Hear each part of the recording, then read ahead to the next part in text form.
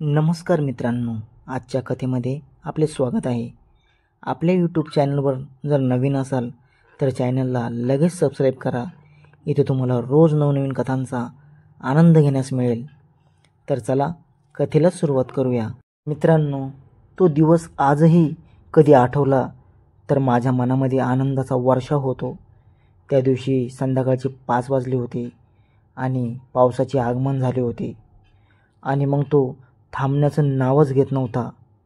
मयुरी त्यावेळी 18 वर्षाची होती आणि माझ्याकडे ट्युशनला येत होती. त्या दिवशी पावसाच्या आगमनाने ती घरी जाऊ शकली नाही. तेव्हा तिच्या मम्मीचा फोन आला व तिची मम्मी बोलू लागली की सर, मयुरी आजचे दिवस तुमच्या घरी थांबू शकते का? कारण की इकडे पावसाने खूप वातावरण खराब झालेले आहे. येण्या जाण्यासाठी पूर्ण रस्ता बंद आहे.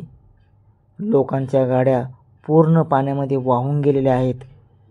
जे लोक भाजीपाला विकतात त्यांचा पुरा भाजीपाला, त्यांची ताडपत्री पूर्ण वाहून गेलेली आहेत आणि येण्या जाण्यासाठी आता कोणताही रस्ता चालू नाही.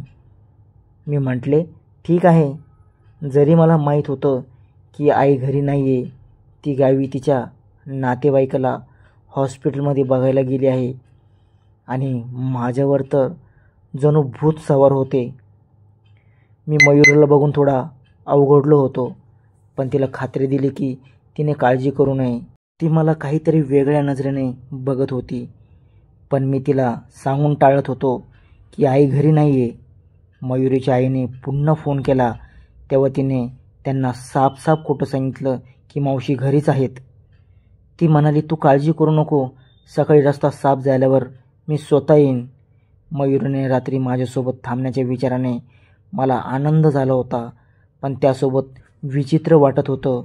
जेव्हा ती माझ्या जवळून जात होती तेव्हा तिचं सौंदर्य मला वेडं करत होतं. मयुरी घरात अशी फिरत होती जणू ती माझी बायकोच आहे.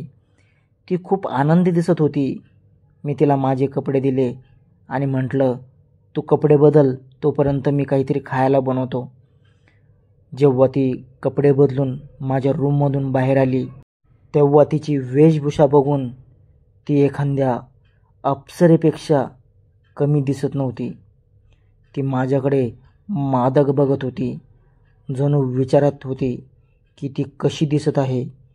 मला जाणवलं की ती माझ्याकडे बघत आहे आणि मी तिचं कौतुक करत उघड्या डोळ्याने तिला बघत होतो. अचानक मी हडबडलो आणि दुसरीकडे बघत म्हटलं, मयुरी, तू चिकन मलाई हंडी खाते की नाही?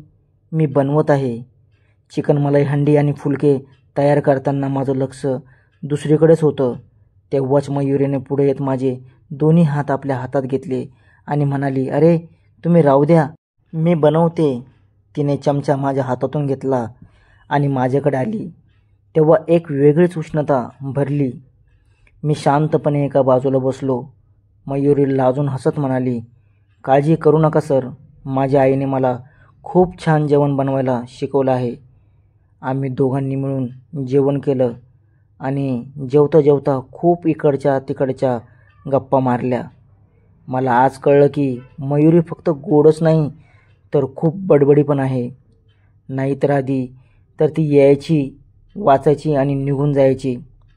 आम्ही बऱ्याच गप्पा मारल्या आणि मग मी तिला माझ्या आईच्या रूममध्ये झोपायला पाठवले. रूममध्ये झोपायला गेलो. बाहेर जोराचा पाऊस आणि विजाचा गडगडाट होत होता. जणू काही वादळ आलं होतं, पण माझ्या आत उठणारं वादळ त्याहून कमी नव्हतं. मला झोप येत नव्हती आणि सारखी मयुरीची आठवण येत होती. माझं मन करत होतं की मी उठून तिच्याकडे जाऊ आणि तिला माझ्या मनातलं सांगावं, पण हिंमत होत नव्हती. तेव्हाच दार वाजवण्याचा आवाज आला. मला माहीत होतं ही मयुरी आहे, कारण घरात दुसरं कोणी नव्हतं. मी झटक्यात दरवाजा उघडला. दरवाजा उघडताच मयुरी मला म्हणाली, सर, मला अंधाराची खूप भीती वाटते. काय मी तुमच्याकडे झोपू शकते? मी म्हटले हो, का नाही, तू एका बाजूला झोप. मी मयुरीला बेडवर एका बाजूला इशारा करत म्हटलं आणि ती एका बाजूला झोपली. मी पण दरवाजा बंद करून दुसऱ्या बाजूला झोपलो, पण मला झोप येत नव्हती. त्यात मयुरी त्या नाईट ड्रेसमध्ये अशा प्रकारे झोपली होती की मन करत होतं तिला फक्त बघतच राहावं. बाहेर अचानक वीज कडकडली, ज्यामुळे तिने घाबरून डोळे उघडले. ती पुन्हा वीज कडकडल्याने घाबरून तशी झोपेत माझ्याकडे आली. मी विचारलं, मयुरी हे काय करत आहेस? ती म्हणाली, सर मला विजेच्या कडकडाची खूप भीती वाटते, मला राहू द्या. मी पुढे काही बोलू शकलो नाही आणि तिला शांत केलं. खूप वेळ मी तिला असंच राहू दिलं. मग मला जाणवलं जणू तिचे डोळे उघडे आहेत. मी थोडं खाली बघितलं तर ती माझ्याकडे बघत होती. मी विचारलं, तू ठीक आहेस? तिने माझ्याकडे बघत काहीच नाही म्हटलं, फक्त पाहत राहिली. आता मी पण स्वतःवरचा ताबा गमावला. मी तिला पूर्णपणे माझ्या मनातलं बोललं, मयुरी तू मला खूप आवडतेस, काय मी तुला थोडासा पण आवडतो?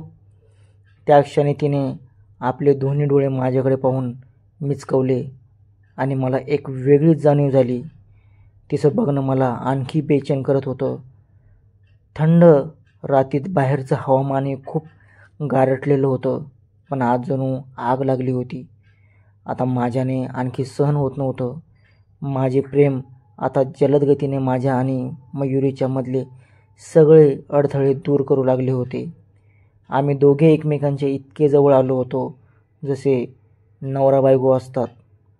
मयुरीला जास्त जोर दिल्यावर तिची किंकाळी फुटली, तेव्हा मी स्वतःला सावरण्याचा प्रयत्न केला.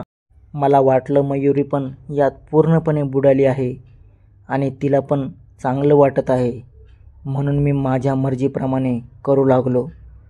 मयुरी या अवस्थेत म्हणाली, सर तुम्ही मला आधीपासूनच आवडता, पण भीती आणि संकोचामुळे कधी सांगू शकली नाही.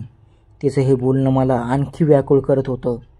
यानंतर मयुरी काही बोलू शकली नाही आणि माझे आवाज रूममध्ये घुमू लागले. काही वेळाने तिच्या हाताची पकड ढिली झाली आणि ती शांत झाली आणि 2 मिनिटातच मी पण आनंदाच्या कामावधीला पोचलो. मला आयुष्याचा खरा अर्थ तेव्हाच कळला. काही वेळ याच अवस्थेत राहिल्यानंतर आम्ही परत एकमेकांशी बोलू लागलो. त्यानंतर अनेक वेळा रूममध्ये वादळ आला आणि गेला. मग आम्ही गप्पा मारता मारता रात्र घालवली. मला सकाळी उठल्यावर थोडी लाज वाटत होती. मयुरी पण माझ्या डोळ्यात डोळे घालून बघू शकत नव्हती आणि तिला चालताना पण थोडा त्रास होत होता. तिचे आईवडील तिला घ्यायला आले. तिचे आईवडील काही न बोलता निघून गेले आणि मग कधीच आले नाहीत. मी मयुरीला भेटायला तळमळत होतो.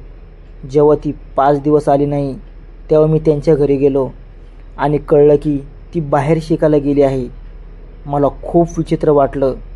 जर तिला मी आवडत नव्हतो तर तिने मला सांगितलं असतं, मला पुढे का जाऊ दिलं? मी उदास झालो, पण मी काही करू शकत नव्हतो. मी कित्येक दिवस मयुरीची आठवण काढत काढत मी स्वतः ओल्या झालेल्या पॅन्टी धुवून काढल्या. काही दिवस असेच गेल्यावर मी माझ्या करिअरवर लक्ष देऊ लागलो. मी ट्युशन शिकवणं पण सोडलं होतं. अनेक वर्षाच्या मेहनतीनंतर मला नोकरी मिळाली. मी एक दिवस शॉपिंगसाठी गेलो तेव्हा मी पाहिलं की बाजारात एक ओळखीचा चेहरा उभा आहे. जवळ जाऊन पाहिलं तर ती मयुरी होती. तिने या शहरात ॲडमिशन घेतलं होतं.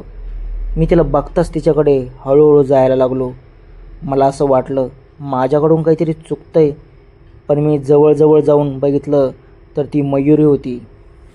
मी तिच्या जवळ गेलो. ती मला बघून हैराण झाली आणि म्हणाली, सर तुम्ही इथे? मी तिचा हात पकडला आणि म्हटलं, मयुरी तू कुठे गेली होतीस?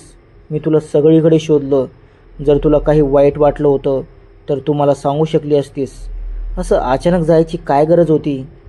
मयुरी दबक्या आवाजात म्हणाली, सर मला कोणतीही लाज वाटत नव्हती. मी तुमच्यावर प्रेम करत होते आणि जे काही झालं ते आपल्या दोघांच्या मर्जीने झालं होतं. मी विचारलं, जर प्रेम होतं तर तू का पळून गेलीस? मयुरी म्हणाली, त्यावेळी मी हे सगळं स्वीकारू शकले नाही. मला भीती वाटत होती की जर आईबाबांना कळलं तर काय होईल. बस याच भीतीने मी तिथून निघून गेले. पण घरी आल्यावर मला जाणीव झाली की मला तुम्ही किती आवडतात. पण तोपर्यंत खूप उशीर झाला होता. मी तिला पुन्हा विचारलं, तर काय तू अजूनही माझ्यावर प्रेम करतेस?